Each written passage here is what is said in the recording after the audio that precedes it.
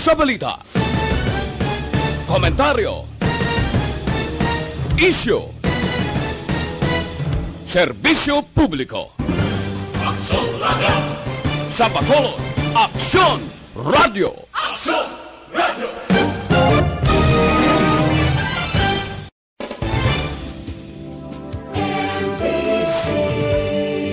Manila Broadcasting Company.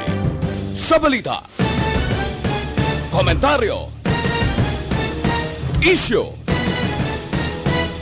serbisyo publiko. Aksyon Radio! Sa Bacolod, Aksyon Radio! Aksyon Radio!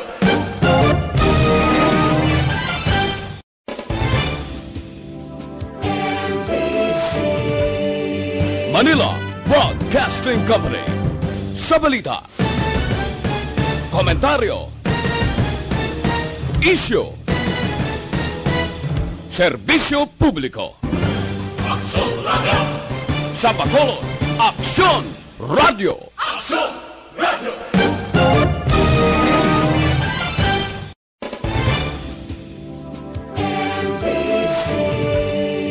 Manila Broadcasting Company. Sa balita, komentaryo, isyu, serbisyo publiko. Aksyon Radio! Sa Bacolod, Aksyon Radio! Aksyon Radio!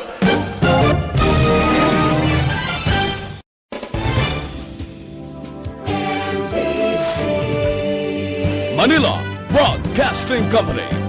Sa balita, komentaryo, isyu, serbisyo publiko. Aksyon Radio! Sa Bacolod, Aksyon Radio! Aksyon Radio!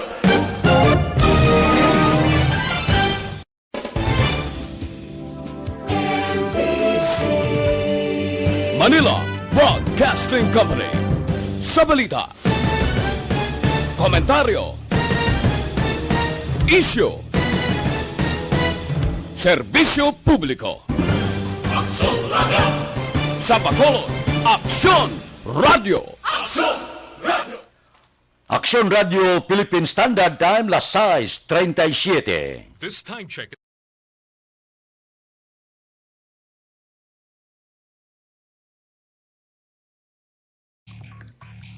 Action Reports, second portion. Di kalidad, kag madalong ng mga analisis sa pinakainit na balita sa bilog na probensya kag nasyon. Action Reports, second portion. Patas kag balanse na komentaryo sa mga issues kag mga balita nga nagaapekto sa mga pumuluyo sa adlaw-adlaw nga tanan. Action Reports, second portion. Upod sa veterano kag respetado nga komentarista, Action Fred Salanga. Karon nga adlaw, Miyerkules, pitsa 28 na bulan sang Abril, tuig 2021. Anano ang mga balita kag mga isyu nga aton talakayon karon nga aga. Ini nga mga balita kag isyu idulong sa aton sang D3 Bayo.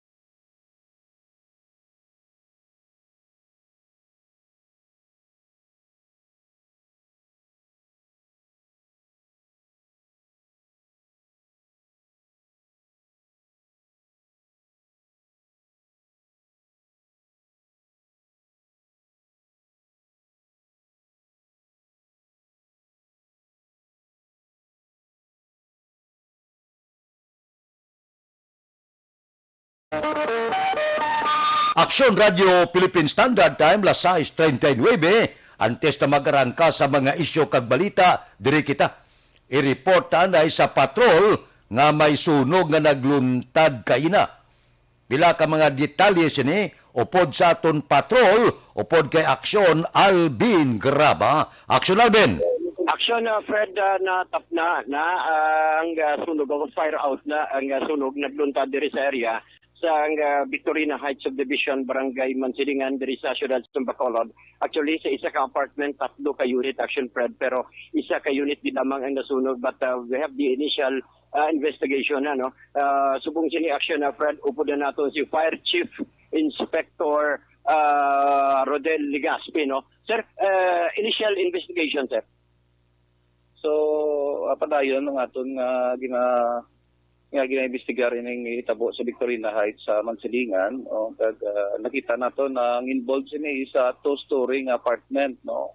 Nara kita kay na official call sang alas 6 ang aga kay certain Miss Lovely Medina. No? Then, na-under control nato nini sang 6:14 kaya gindeclare nato ang naambit na sunog 6:24.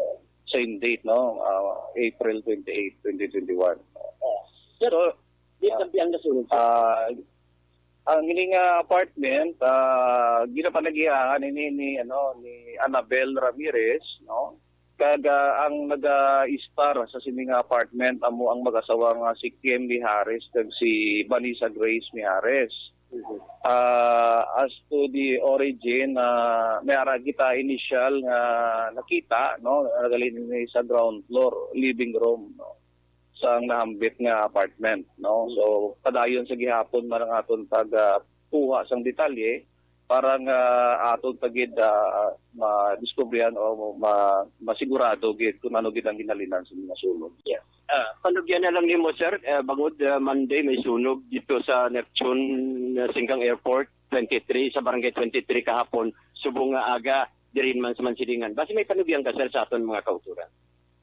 So padayon kita nga pangandam, no, padayon kita nga mangin conscious, no, kaya ang aton effort sa aton nga tag sa panimalay amo ini gihapon ang aton nga basihan, no, nga kag ang aton pasiguraduhan nga malikawan naton ang kahalitan sa sunog, no. Mas maayo nga ginaistoryahan naton ini sa aton nga paningmalay kag i-involve man naton bisan ang aton nga mga kabataan agod nga sila man makaintindi kag makaibalong delikado ini nga bagay nga masunog kita, no. Ginahambal gani nga mas maayo pang makawatan lang kita so sa masunugan, no, kay kabalo kita nga kun matabo ini sa aton panimalay, no, maurot gid ang aton nga tanan nga ginpundar. So sa liwat nagapanawagan kami nga bisan pa natapos ng aton celebration sa fire prevention month, ang ining bagay dapat continuing ini throughout the year, no, ang aton nga paghimo sini kag isundo nato, no, kag ang mga ginapanumdum permi ni Bureau of Fire Protection kag ibaluon naton ang official nga hotline number ni Bureau of Fire Protection kay kung hindi gid malikawan kag may magaluntad na sunog sa ginayon makaresponding aton mga bombero ina nga bagay dako na nga bulig para sa amon para nga mangin epektibo si Bureau of Fire kay very crucial gid ang caller sa amon nga pagresponde mapagpagubra namon sa amon nga trabaho. Okay. Salamat din sir, no? Action Fred, si Police, or rather si Fire Chief Inspector Rodel Legaspi. So sa karon action Fred, ongoing pa man ang investigation as to sa origin o kung na cause of fire, no? Kasi makakuha kita sa pinaka-latest diri gikan kay FO2 Ivan Labansawan. So rekta diri sa area sa Barangay Mansilingan, with action na ni Kiraw ang ka-aksyon nyo, Aksyon Alvin Grava. Una sa balita, una sa aksyon sa Bacolod, Aksyon Radio. Aksyon Radio Philippine Standard Time, las 6:43. Ang Fire Prevention Month sa bulan sa Marso nagtakop na, pero inasod-asod pangasunog ang nagaluntad. Halonggid. Mabalik kami pagkatapos ini.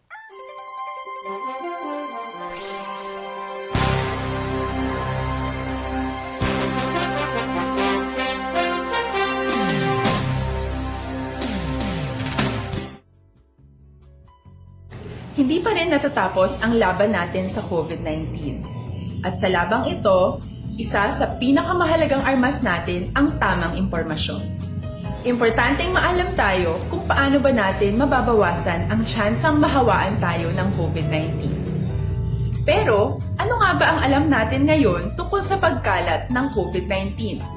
Base sa kasalukuyang pag-aaral, ang COVID-19 ay sumasama sa droplets sa tuwing may umuubo, bumabahing, kumakain, nagsasalita, o kahit sa paghinga. Kadalasan, hindi natin namamalayan ang pagtalsik ng mga droplets na ito dahil hindi sila nakikita. Ano naman ang magagawa natin para maibaba ang exposure natin o tsansang magka-COVID? Kailangan nating maibaba ang exposure mula sa virus tuwing nakikipagsalamuha tayo sa iba. Isa sa pinakamainam na tool ang face mask upang mabawasan ang ating exposure at ang pagkalat ng COVID-19. Kaya naman, face mask ang bida topic natin for today. Binabawasan ng mask ang tsansang makahawa at makapanghawa tayo sa ibang tao. Ayon sa current studies, kaya nitong bawasan ang ating risk of infection ng 67%. Ngayon, napakadami ng face mask na available para sa atin. Ika nga options, options, options. So, how do you get to decide which one to use? I-ready ang inyong mga phone at i-screenshot ang mga comparison na ito ng iba't ibang mask.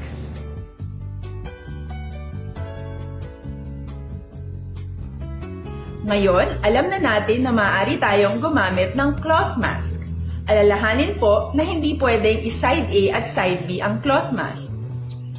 Labhan ito araw-araw gamit ang maligamgam na tubig, detergent at bleach. Para naman po sa mga medical or surgical mask, tandaan na hindi ito maaaring i-recycle.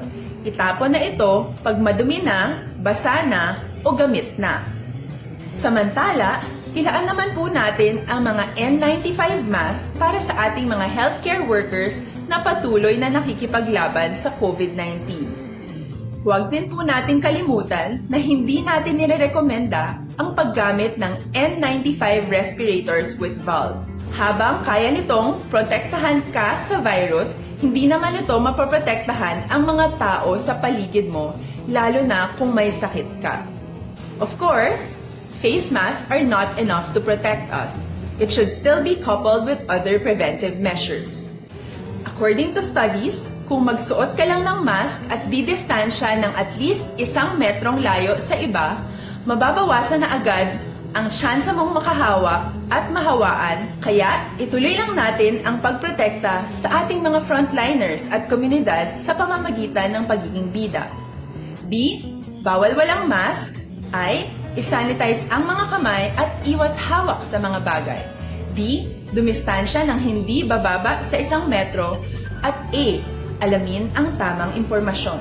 Lahat tayo ay may responsibilidad sa isa't isa na bawasan ang risk nating makuha ang virus. Ang pagsunod sa ating minimum health standard ay isa ring paraan para sabihing nirerespeto kita at gusto ko pareho tayong ligtas. Ang mas agarang pagsasabuhay ng BIDA ay makakatulong sa mas mabilis nating pagbalik sa malusog na bayan.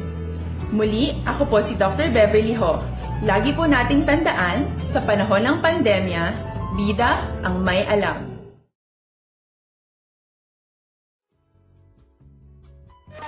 Aksyon Radio Philippine Standard Time, las 6:48 ang masunod nga balita kag isyu idulong sa aton sa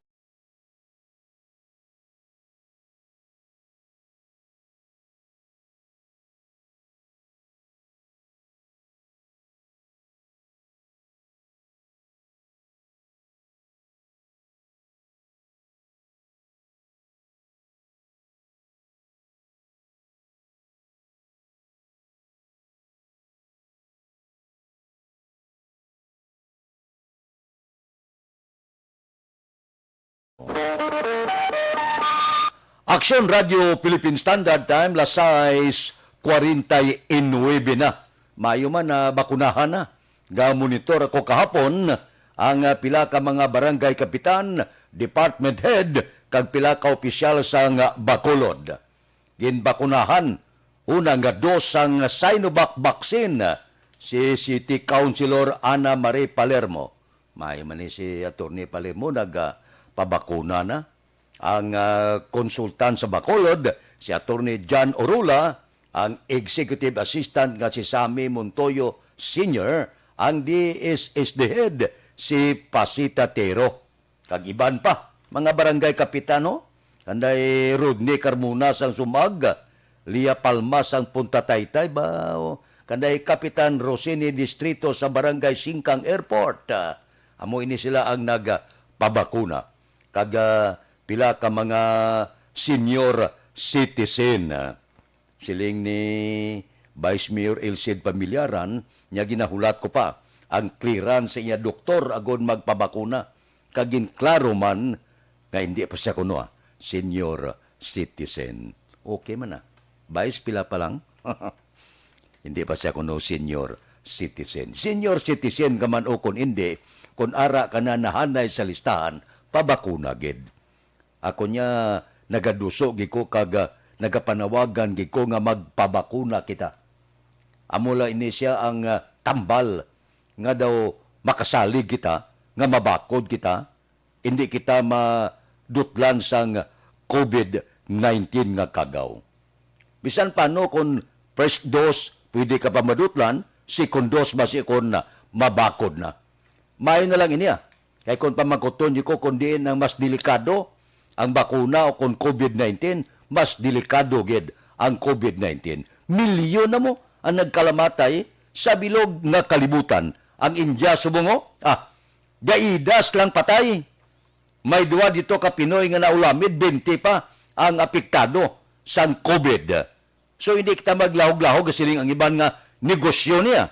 Negosyo pa imo niya nga milyon na ang mga nagkalapugday, milyon na ang nagkalamatay. So ang akon niya rekomendasyon, kung ako ang paimbitaron sa pumuluyo, pabakuna kita. Mas delikado ang COVID-19, patihan nyo ko sang sa bakuna. Aksyon Radio Philippine Standard Time, Lasay, 51. Mabalik kami pagkatapos ini.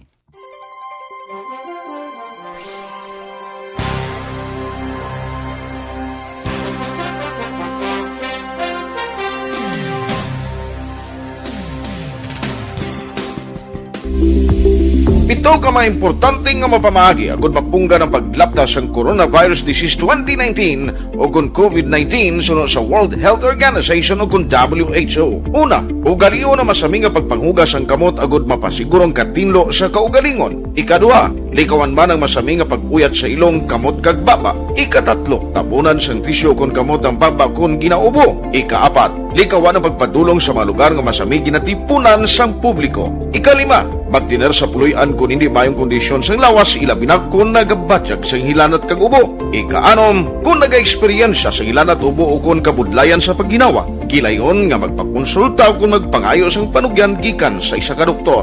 Ikapito, tingwaan nga mangin updated sa balita kag mga impormasyon angot sa COVID-19. Ini nga pahanumdom ang ginatulong sa inyo sa kaluan sang World Health Organization, Department of Health kag Aksyon Radio Bacolod.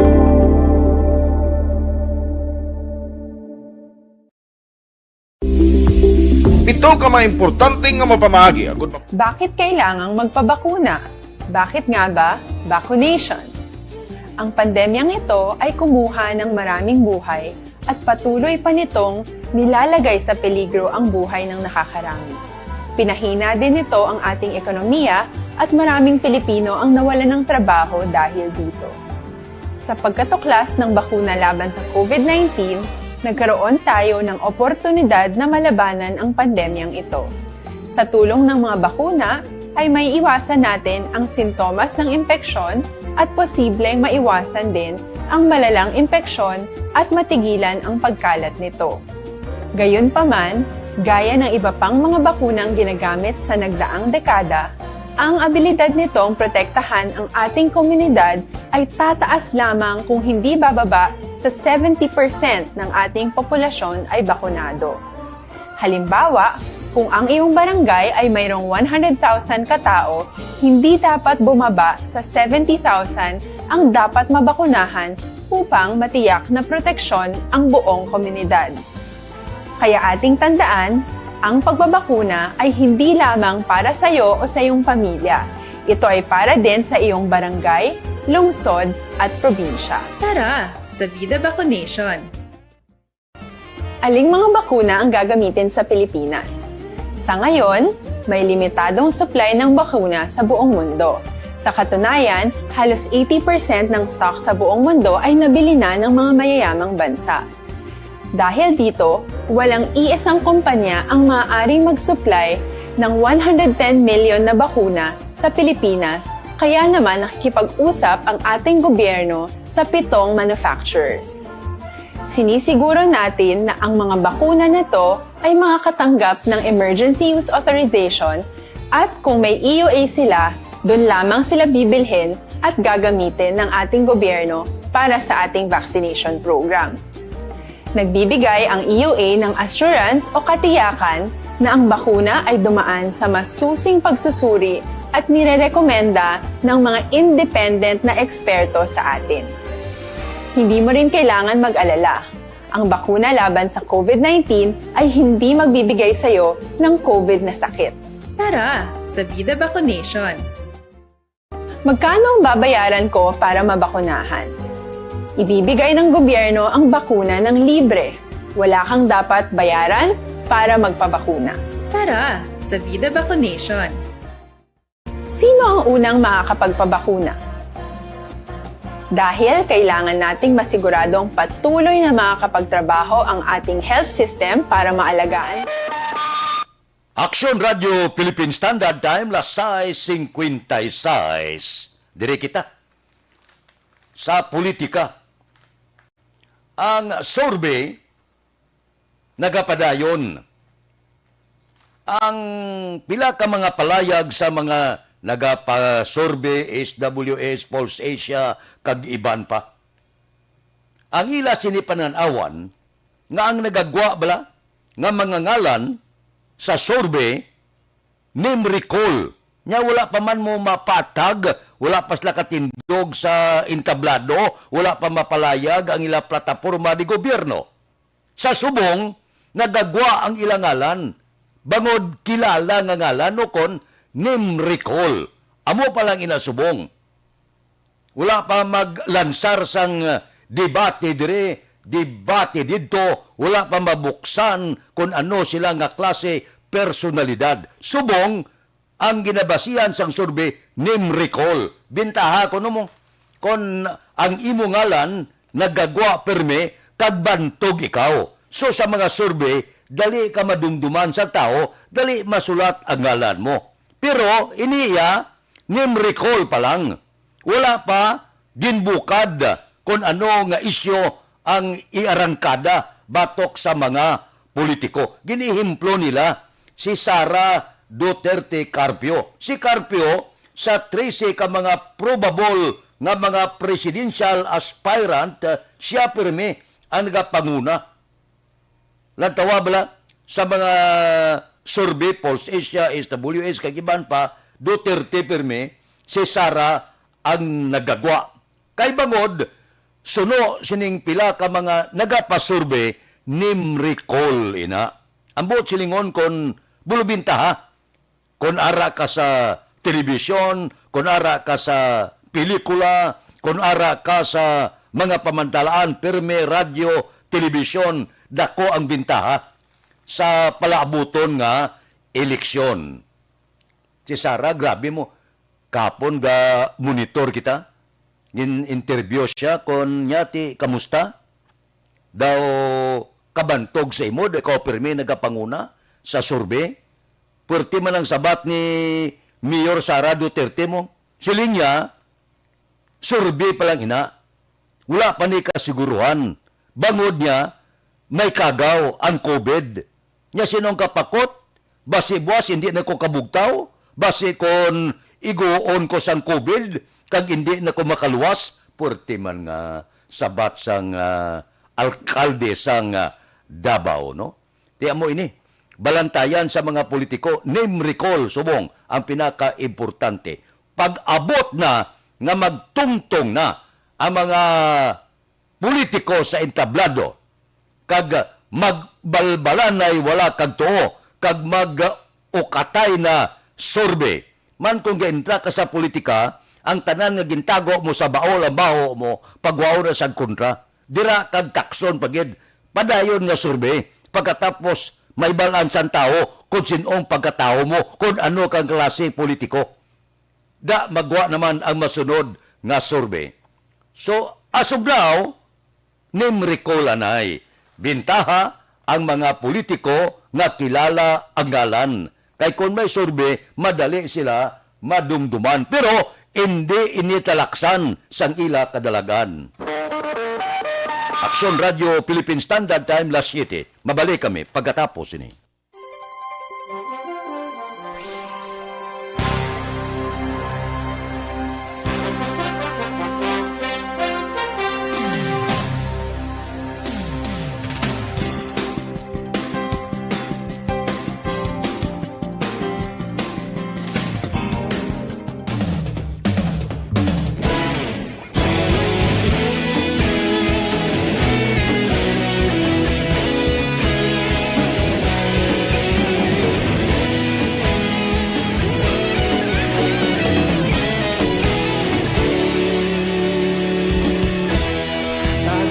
Banwa, mabugaw nga hangin nagadapyan na. Ikaw na ang ginapamatian namon ginasandigan. Tingog sang probinsya, kamatuuran ginapalap na. Minsay nga may dala, paglaong kag kasanag. Tinuig na nagligan, ikaw gihapon ang ako nga istasyon. Sa pagbutlak sang adlaw, sa pagduhaw sang biton. Mga balita nga gala, inspirasyon. Aksyon radyo, bakolod man sa gihapon. Padayon aksyon radyo, bakolod saludo sa imo. Padayon aksyon radyo, salamat sa pagserbisyo. Patas kag balanse, matuod nga mensahe, wala sang ginagampingan. Padayon aksyon radyo.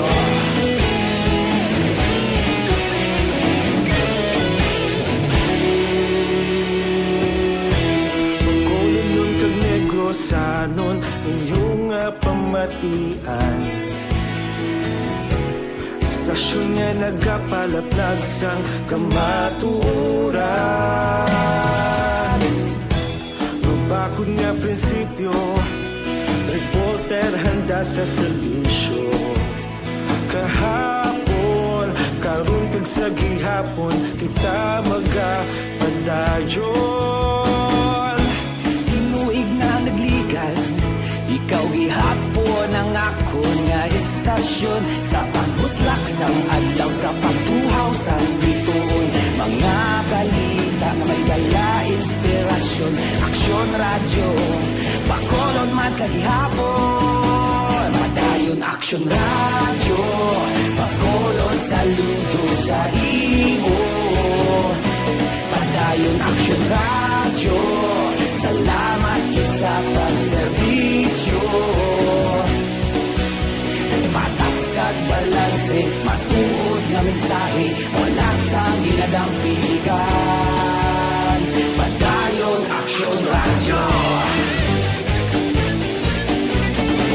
Una sa balita, una sa aksyon, sa Bacolod Aksyon Radio. Una sa balita, una sa aksyon, sa Bacolod Aksyon Radio. Kita ulog na na'y sabisan ano nga kahintangan. Responsable na pagbalita, pagdayon na ipalak na. Malasig pero sigurado, aksyon na may dalang pagpalanggan.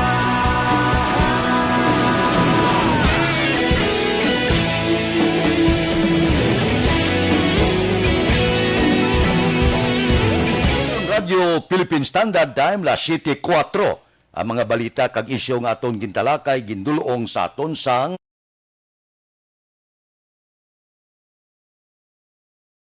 edition. Liwat magadulong sa aton sa mga balita lokal, national, international, sports kag artista. Upod kita kay Aksyon Boy Duran kag Aksyon Dorel Cabato. Aksyon Fred Salanga. Una sa balita, una sa aksyon. Sa Bacolod, Aksyon Radio.